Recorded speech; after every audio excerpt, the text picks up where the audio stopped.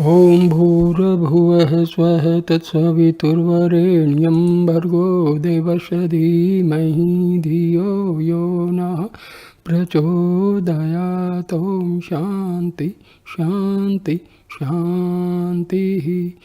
Namaste, my dear friends. This is my fifth video on the life and teachings of Swami Brahmananda, a direct disciple of Paramahansa Ramakrishna. So I start the fifth video. Sri Ramakrishna himself often rebuked his most intimate disciples, and Maharaj also used this method to train those who were near and dear to him. The chastening of a disciple never began, however, until after he had enjoyed several years of love and kind words. These experiences were painful at the time, but they were later treasured among the disciples' sweetest memories. It often happened that even while the disciple was being reproached by Maharaj, he would feel a strange undercurrent of joy. The indifference of Maharaj was the only thing we could not have borne. But Maharaj was never indifferent. The harsher his words, the more intensely we felt his interest in our welfare. The very fact that he could speak to us in this way proved that we were his children, his own. Sometimes a disciple would be reproved for quite insignificant reasons or on grounds that seemed to him utterly unjust.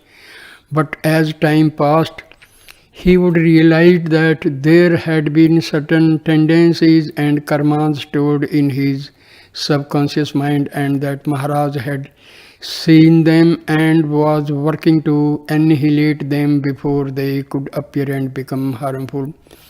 Thus, at the cost of a little unpleasantness, the disciple would be spared years of painful struggle and self-discipline. There was only one occasion when I felt that I had perhaps lost my master's love, and because I could not endure the thought, that very night I decided to run away from the monastery and hide myself forever. Thus resolved, I went next morning to prostrate before Maharaj and solemnly take my leave of him. I was about to go when he told me to sit down. For a while he continued to scold me, reminding me of all my faults. Then with a sudden change of manner and great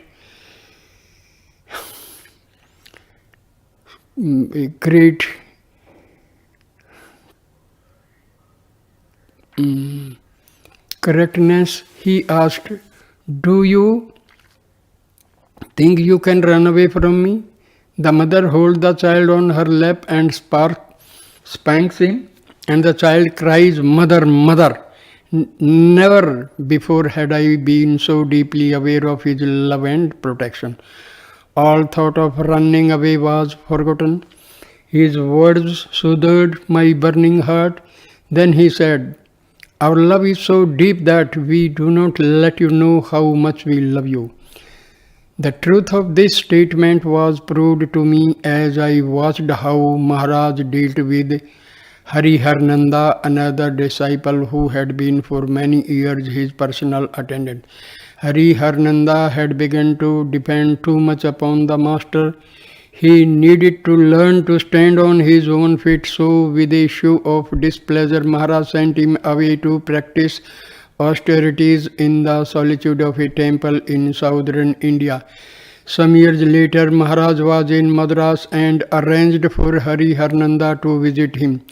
I was alone with Maharaj throughout the entire evening on which he was to arrive.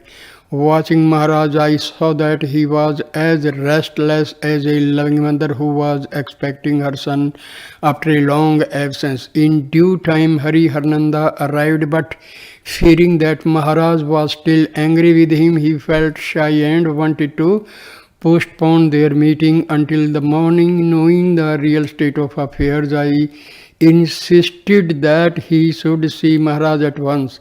However, when Hari Harnanda came into the room, Maharaj no longer showed any sign of his loving anxiety. He merely greeted his disciple quietly and asked if he had been keeping well. On another occasion, while I was being reproved in the presence of Ramlal Dada, the nephew of Sri Ramakrishna, another young disciple entered the room. Maharaj turned to him and said jokingly, "With those glasses on, you look like Keshav Sen."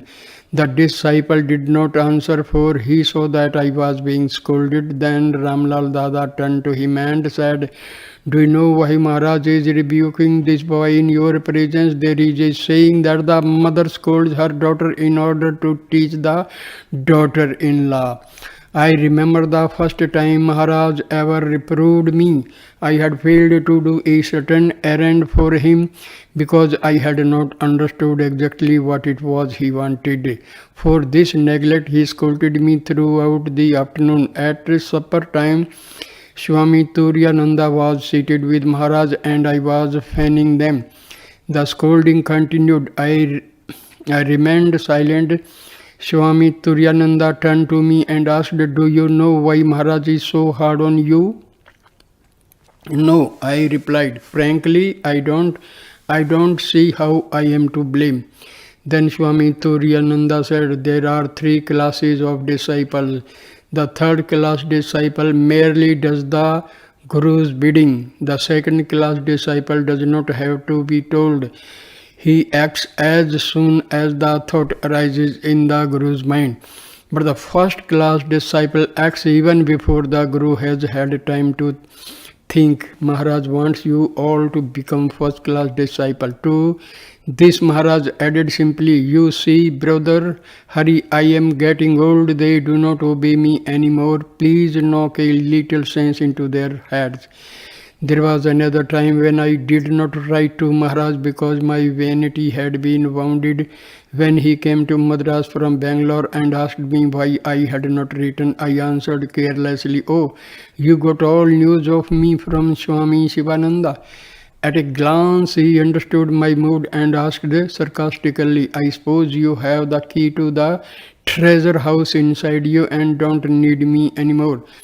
My ill humor vanished immediately. "How can you say that?" I exclaimed. "You know that you hold the key. There is a saying that in order to get honey from a honeycomb, you must poke it. Maharaj once told me how Sri Ramakrishna by his mere touch removed the spiritual obstacles that stood in his disciples' path. To this I answered, "Yes, Sri Ramakrishna did all that for you, but when our turn comes, you can only scold us." Maharaj shook his head and said with great sweetness, "No, my boy, you have no need to worry." Then he repeated 3 times, "I can see how Sri Ramakrishna is doing everything for you." After this, he began to speak of high spiritual matters. Swami Shivananda and many other monks of the order were present. He continued to talk in this way for 3 hours, stopping only when he was told that a householder devotee wanted to see him. He remarked, "Now I cannot continue. My mind has come down to a lower level." Later, Swami Shivananda said to me, "Today I learned many things I had not known before, just because you poked the honeycomb of Maharaj." Sometimes the harsh behavior of Maharaj toward a disciple amounted to apparent cruelty. 3 of us were to be initiated into the monastic order at the same time. One was a boy who had been greatly praised because he had steadfastly practiced spiritual disciplines. We had all noticed his growth, just as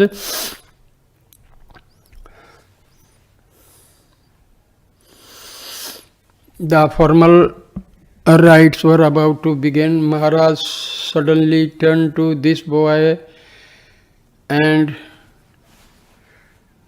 said, "Why are you here? I shall not initiate you. Go away."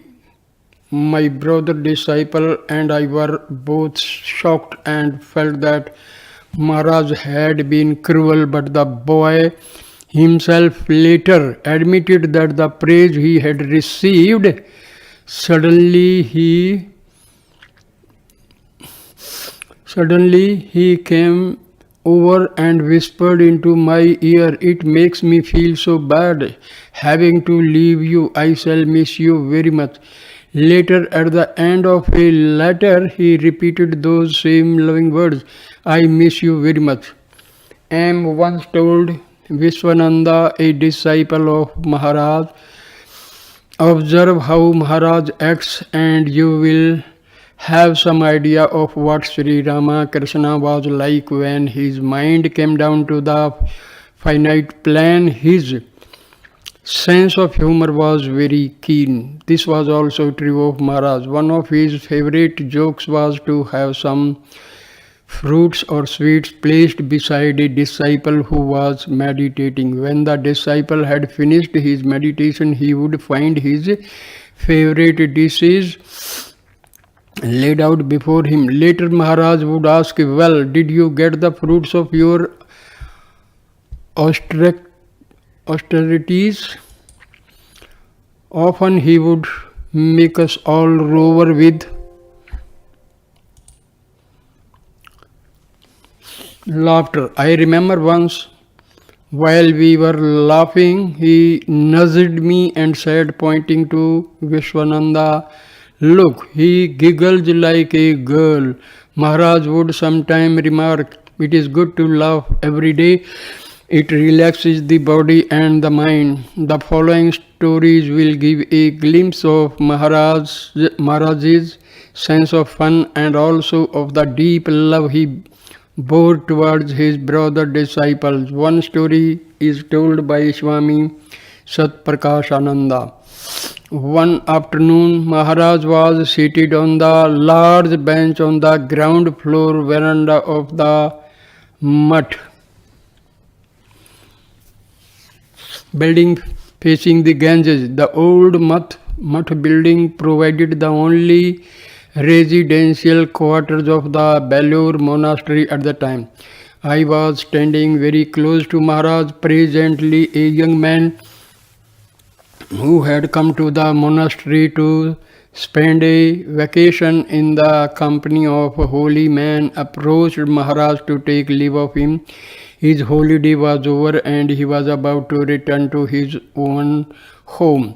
Maharaj had noticed that during his stay, the young man had been particularly devoted to Swami Premananda, who was the center of attraction to many ardent visitors in those days. With his characteristic sense of humor, Maharaj took the opportunity to have a little fun at the expense of his brother disciple Swami Premananda. "Have you taken leave of Swami Premananda?" he asked as the young man bowed down before him. "No, Maharaj, not yet," he replied. "I am going to take leave of him now." "Well, when you bow down to him, you should say that pranama mantra, salutation mantra. Perhaps you do not know this mantra, but I shall teach you." So saying, Maharaj began to recite a Bengali couplet which he quote, probably improvised as he went along, freely translated. It ran sometime like this: "My mind is reluctant to go back home. It is my heart's desire to lie down forever at those blessed feet." Then Maharaj instructed him how to act while saying the mantra. He told him to first stand before Swami Premananda with hands folded in great veneration and repeat the couplet until he came to the line to lie down forever at those blessed feet. When he was to direct his still folded hands towards the Swami's feet and then dive down. The young man turned to go, and as he left, Maharaj told me to go and watch. I followed the youth and saw him standing before Swami Premananda with folded hands as Maharaj had instructed him. But he was silent. However, as he bowed down, the Swami noticed that he was numbling something and asked, "What is this? What are you saying? Speak out, my boy." But the boy remained silent, and then I laughed. Hearing me laugh, Swami Premananda turned to me and said, "Oh, you know what he is saying, surely, please tell me." And then I told him the whole story of the Pranama mantra, and when I had finished, there was a roar of laughter. The other story tells of an affectionate trick Maharaj played on his brother disciple Swami Akhandananda. The Swami had been staying with Maharaj for some considerable time. When he decided he would like to return to his own ashram, Maharaj begged him to stay a little while longer, but the Swami persisted. Seeing his evident determination to go, Maharaj engaged a palanquin, a portable chair, to take the Swami to the railway station, which was several miles away. The train was due in the early morning, which meant that the Swami had to leave late at night. Before the bearers set out with Swami Akhandananda, Maharaj whispered something to them. It was dark when they left, so the Swami settled down behind the curtains of the palanquin. Every once in a while, the bearers would stop, and the Swami would anxiously inquire what they were stopping for. Each time they assured him that they were stopping merely to rest and to have a smoke, but that there was no need for anxiety. He would arrive at his destination in plenty of time. After several hours of arduous travel, the bearers finally stopped for the last time and asked Swami Akhandananda to alight. Just as he was about to get out of the palanquin, he saw Maharaj standing before him, greeting him as though he had just arrived after a long absence. When the Swami realized that he had been carried around the compound all night, he roared with laughter. Maharaj embraced him, and they both laughed like two children. The relationship between Guru and disciple, according to the Hindu scriptures, is very sacred.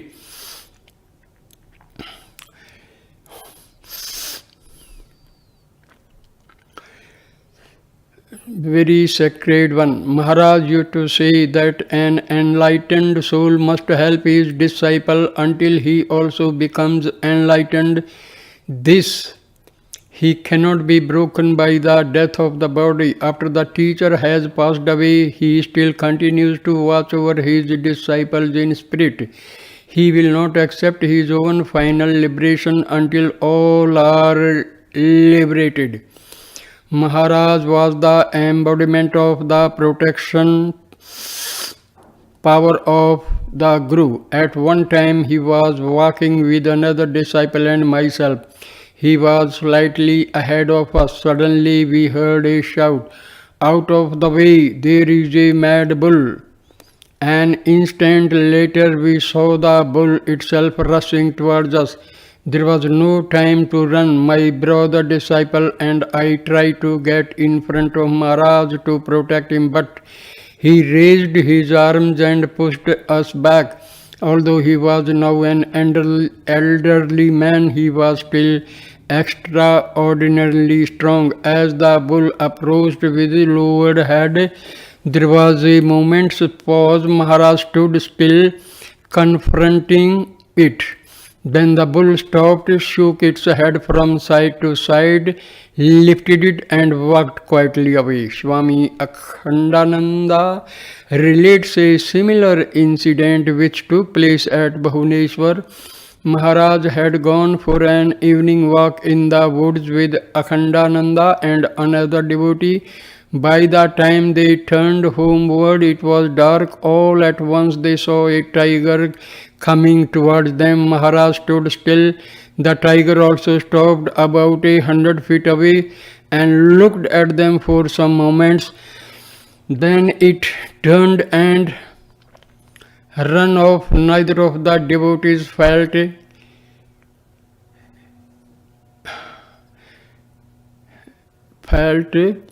frightened. There could never be any fear in the presence of Maharaj. Maharaj prescribed various disciplines and diverse forms of worship to suit the different temperaments of his disciples. He knew our needs far better than we did. When I first joined the order, I was inclined toward the path of devotion, but Maharaj decided to send me to a monastery in the Himalayas where the ideal of non-dualism is practiced and no ritual is allowed. Before I left, he made me read aloud to him a book on extreme non-dualism. 2 years later, he sent me to the monastery in Madras where ritual is regarded as very important. By this time, I had lost all my devotional inclination and no longer believed in ritualistic worship. Some time later, Maharaj came to visit this monastery. One day, a devotee brought a large basket of Nagalingam flowers to be offered in the worship. Knowing that they were the favorite flowers of Maharaj, I arranged them in his room. Maharaj came in, saw what I was doing and asked, "Have you saved some of those flowers for the worship of the Lord?" "No, Maharaj," I replied, for I had thought to myself, "After all, the Lord in the shrine room is only a picture, but the Guru is the living God." Maharaj, as usual, read my thoughts and asked, "Do you think it is merely a picture that is worshipped in the shrine?" "Yes," I replied somewhat nervously. "Have you ever performed the ritualistic worship?" "No, Maharaj." "Why not?" "I am not yet a Swami and I am not a Brahman in caste, so I am not allowed to do the external worship in the shrine." Maharaj became quite excited. "What is all this?" he exclaimed. "Call Sarvananda." Swami Sarvananda was a disciple of Maharaj and the head of the Madras monastery. When he appeared, Maharaj asked him, "How is it that a brahmachari of this order is not allowed to do the worship just because he is not a Brahmin?" Sarvananda answered, "Swami Ramakrishnananda was the first head of this monastery. He was very particular that the worship should be performed only by a Swami or a Brahmin. It should not be that way." Maharaj replied, "Anyone who has been initiated and who has entered the order is purified in his body and birth. Therefore, he should be allowed to do the worship." Then turning to me, he said, "You will do the worship." "But Maharaj," I replied, "I do not believe in ritualistic worship. I do not see the living presence in the picture. I am asking you to do the worship now." Maharaj said quietly, "Will you?" I obediently followed his instructions and within a few days became convinced of the great efficacy of external worship. Almost his last advice to me was, "Be ritualistic," and he added, "Look at Ambikananda, one of his senior disciples. See how wonderfully he is progressing through the practice of ritualism." This does not mean, however, that Maharaj asked everybody to practice ritualism. In fact, there are many of his disciples who have never learned the rites of formal worship. Hinduism teaches the value of ritual but does not say that it is essential to everyone's spiritual progress.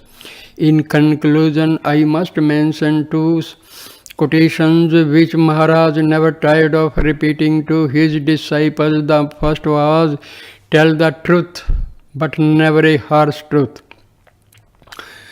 The second was from the teachings of Sri Chaitanya, be humbler than a blade of grass, be patient and forbearing like the tree, give honor to all, take no honor to thyself.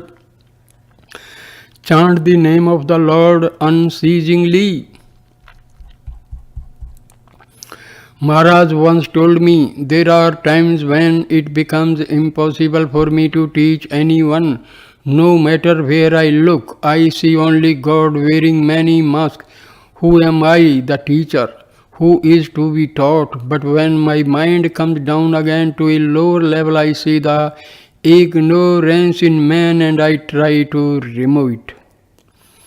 Maharaj spent most of his later life in a state of high spiritual consciousness, coming down only in order to teach and help us. His awareness of God had become so habitual that he would experience mystical visions even while conscious of the external world around him. He rarely spoke of these visions, and when he did so, it was only to his brothers, Swamis, or disciples. I shall record a few of them in this chapter. It was the great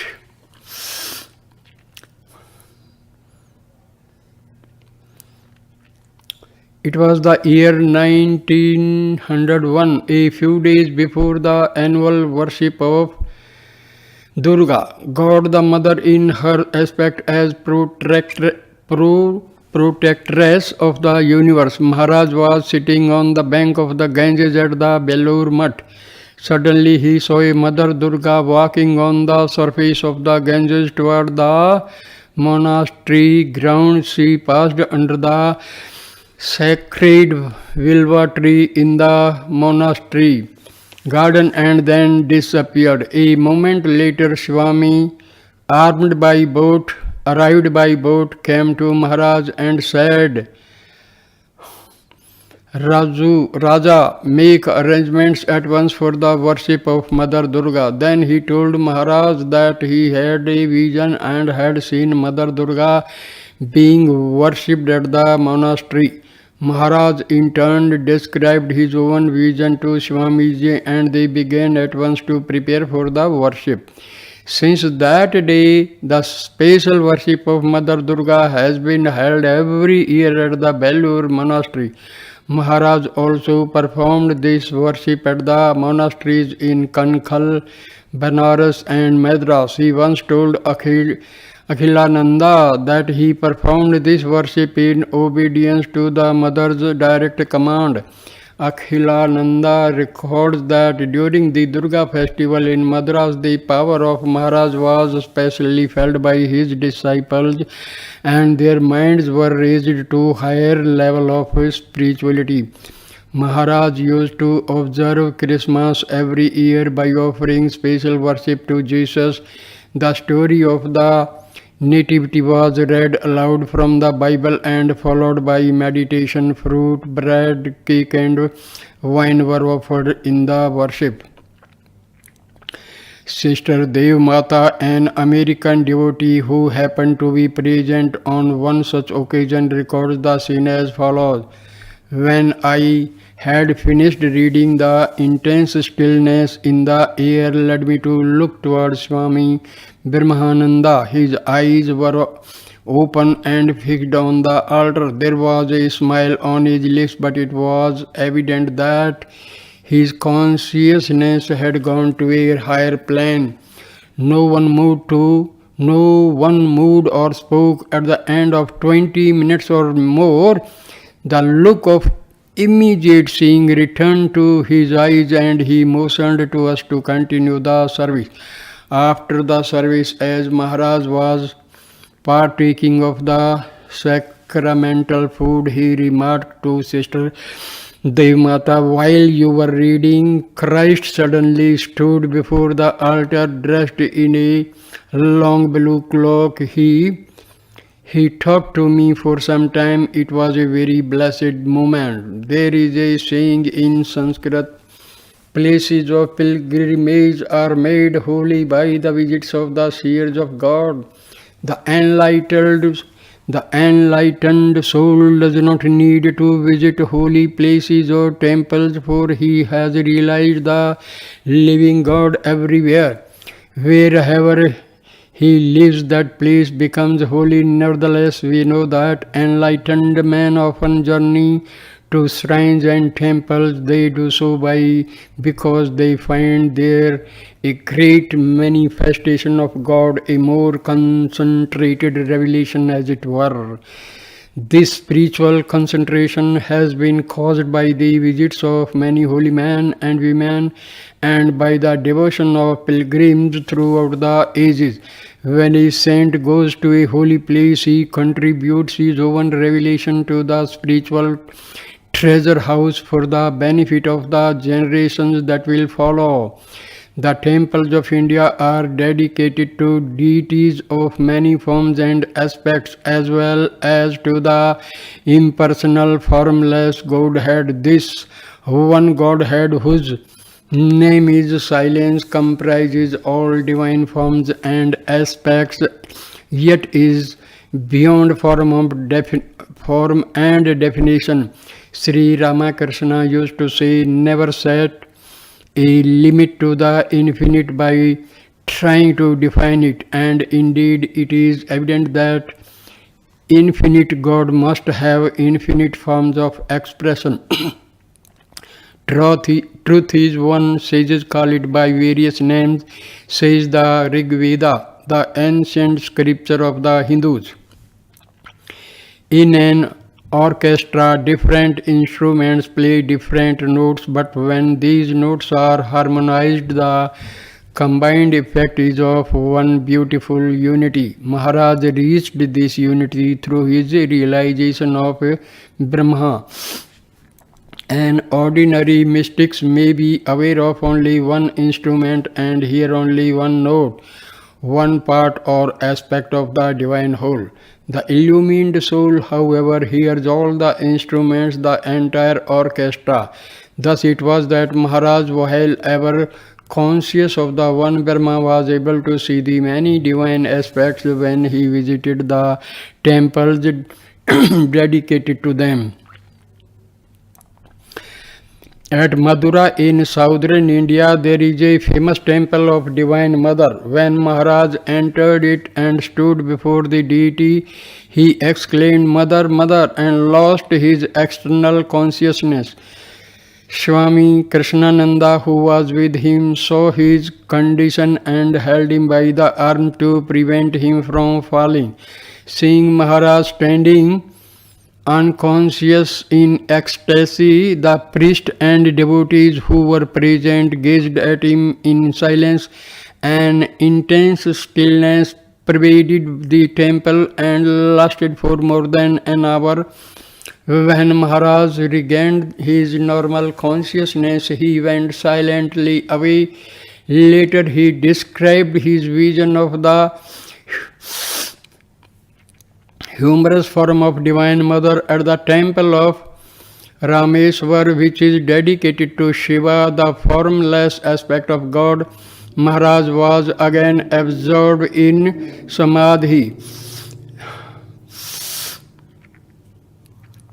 Even after he returned to normal consciousness, he remained for some time in a state of ecstatic joy. The temple at Cape Kumarin is dedicated to Divine Mother in the form of a little girl. Maharaj lived there for several days. For a while he would stand silent and motionless before the deity. Then he would become ecstatic and began to talk to her. Whenever he entered this temple, he lost all external consciousness. In the temple of Vishnu at Tirupati in southern India, Maharaj had a strange experience.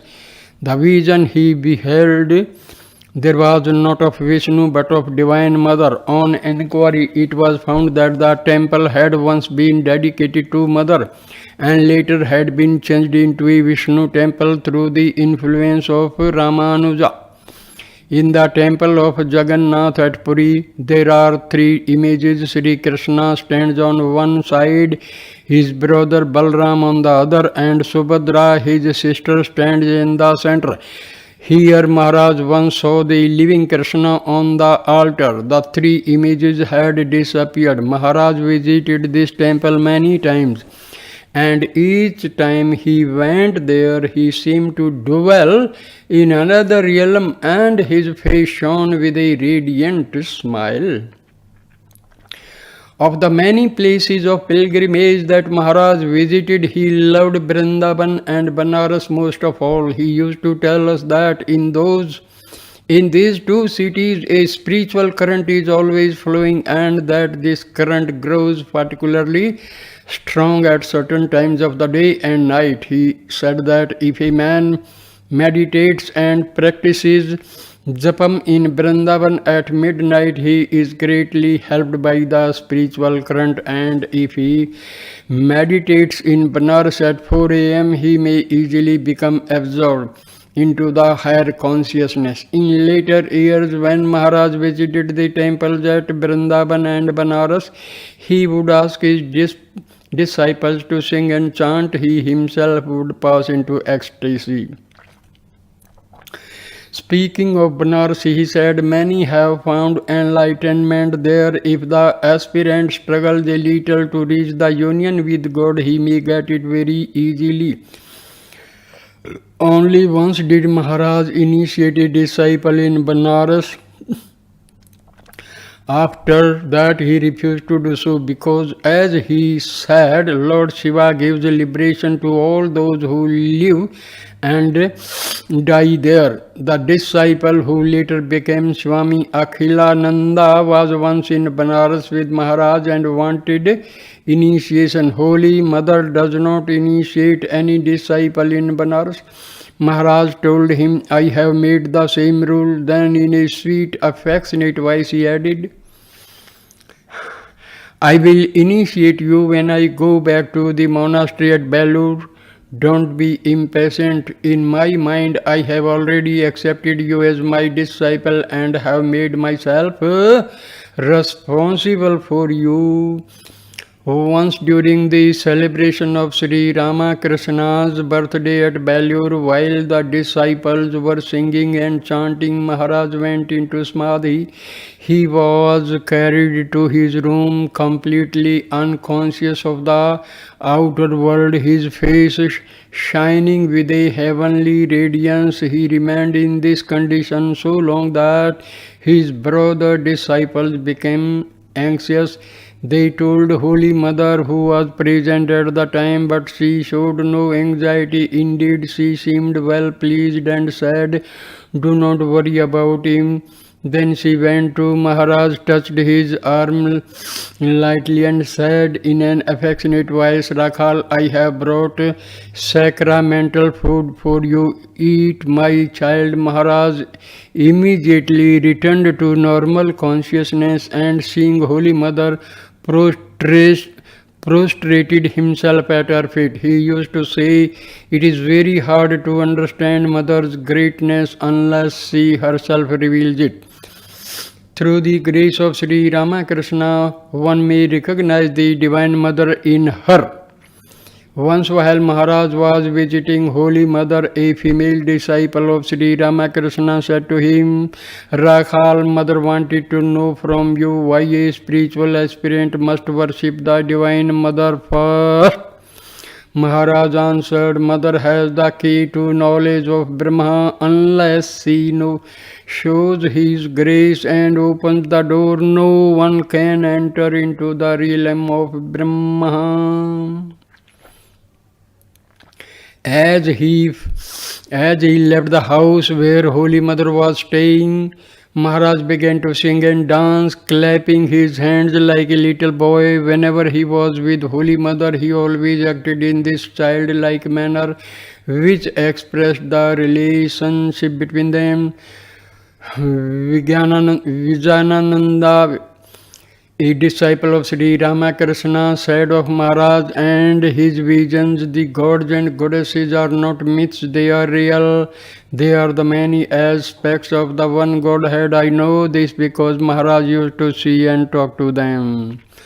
Once Akhilananda, who was then a very young boy, was told by Swami Vijayananda to say to Maharaj when he met him, there is something within me that needs awakening. Please give me your help. Akhilananda repeated these words to Maharaj, who replied, why don't you ask Vijayananda to do this awakening for you? Akhilananda answered that he had, but that Swami Vijayananda had said, I have very little spiritual power within me, but Maharaj lives in the powerhouse. He can easily do what you ask. Maharaj looked very serious and said, yes, the awakening will come. Don't be impatient for this awakening. One needs initiation. Then please initiate me. That will be done. Maharaj promised. To quote Akhilananda's own words, Maharaj made us feel that spiritual awakening and God realization are not difficult to achieve. He made us understand that if only we will struggle a little, tremendous help will be given us and that we shall easily reach the goal. In his later years, Maharaj had the vision of Sri Ramakrishna. Every day he used to tell me, I see Sri Ramakrishna every day, and talk to him. To an other disciple, he said, I see Sri Ramakrishna whenever he chooses to reveal himself to me. By his grace, you also will see him and talk to him. Although Maharaj lived almost continuously in a high state of consciousness, he was very natural and human in his behavior. Even when he was quite a young man, Sri Ramakrishna said of him, Rakal is like the kind of mango which still looks green outside when it is ripe and sweet within. And this was true throughout his life. Whenever he could, he would hide his ecstatic mood and act in the most normal way. I have already mentioned his keen sense of humor. Balram's wife once dreamed that she was feeding Maharaj. Taking this for an omen, she invited him to a sumptuous feast, which she herself cooked. When Maharaj had enjoyed the dinner, he turned to her grandson and said, tell your grandmother to dream more often. On another occasion, a devotee came to take Maharaj to his home in a Rolls-Royce car. Maharaj enjoyed the ride very much, and when it was over, he remarked, in the future my motto will be Rolls-Royce or walk. His love of gardening has been referred to in an earlier chapter. At every monastery he visited, he gave valuable advice as to the laying out of gardens. Often he would gaze at the blossoming flowers and remark, look there, you see the worship of God in his universal form going on unceasingly. Many of his householder disciples came to Maharaj with them worldly troubles and problems. Not only did he listen to them sympathetically, but he also gave them constructive advice. Many successful professional men such as doctors, lawyers, engineers found it very easy to discuss the problems of their work with Maharaj. He would listen with intelligent interest and understanding, and was often able to offer a new suggestion or another angle of approach to the problem. Even though he was interested in everything and in all the events of his time, his intimate disciples could see that beneath this apparent interest, Maharaj always remained completely detached. The things of this world rolled off him like drops of water off a lotus leaf.